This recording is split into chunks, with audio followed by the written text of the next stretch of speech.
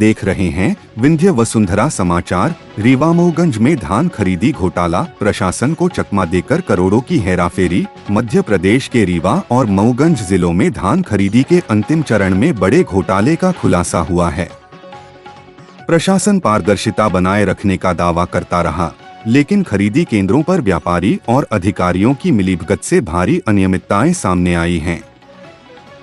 Mauganj collectorate से महज 50 metre दूर व्यापारी कौशल गुप्ता के घर से तहसीलदार ने छापेमारी कर 300 बोरी मिलावटी धान जब्त की, जिसमें खाखरा, मिट्टी और बालू मिलाकर वजन बढ़ाया गया था।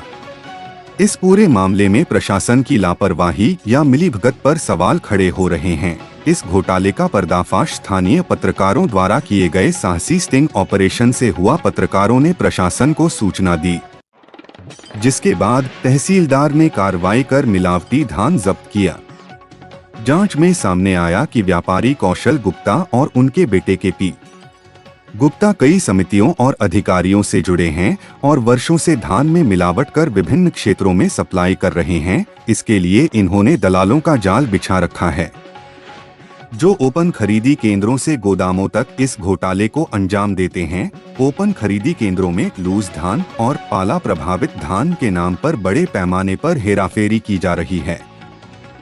किसान कोड अधूरा अंकित होने और अतिरिक्त स्टॉक गोदामों में डंप करने जैसी अनियमितताएं आम हो गई हैं। समिति प्रबंधक, स्थानीय जांच दल और सर्वेयरों की मिलीभगत से व्यापारी देर रात तक धान खरीदते रहे, जबकि निगरानी के लिए जिम्मेदार विभाग केवल औपचारिकता निभाते रहे। इससे शासन को करोड़ों का नुकसान हुआ है। अब सबसे बड़ा सवाल यह है कि प्रशासन इन भ्रष्ट अधिकारियों और व्यापारियों पर क्या सख्त कदम उठाएगा। क्या शासन दोषियों पर कठोर कार्रवाई करेगा या यह मामला भी अन्य घोटालों की तरह दबा दिया जाएगा। फिलहाल इस मामले में कोई आधिकारिक बयान जारी नहीं किया गया है, जिससे प्रशासन की कार्यप्रणाली पर सवाल उठ रहे हैं।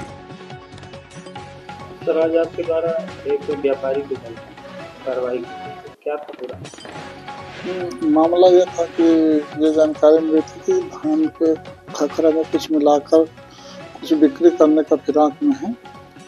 तो शिकायत मिलने पर हम गए, अपने टीम के साथ जांच किए। जांच में पाई कि कृष्णपाल गुप्ता अपने घर के पीछे बहुत सारी बोरियों में खखरा भर रहे थे। उसमें हल्का मिट्टी भी मिले हुए हैं। तो उसकी लगभग 35 से 40 किलो की वजन वाली रहे और उसका जांच करके उसको उन्हीं को सुपुर्द किया गया है, ताकि आगे कार्रवाई के लिए वरिष्ठ अधिकारी को लेख किया जा रहा है। सर, कितना दिन से काम चल रहा है? अभी तो बहुत उसकी ज़्यादा जानकारी नहीं, लेकिन ऐसा लग रहा था मौके पे खड़े बोलने से लगा 3-4 दिन से ऐसा कुछ समझ में आया।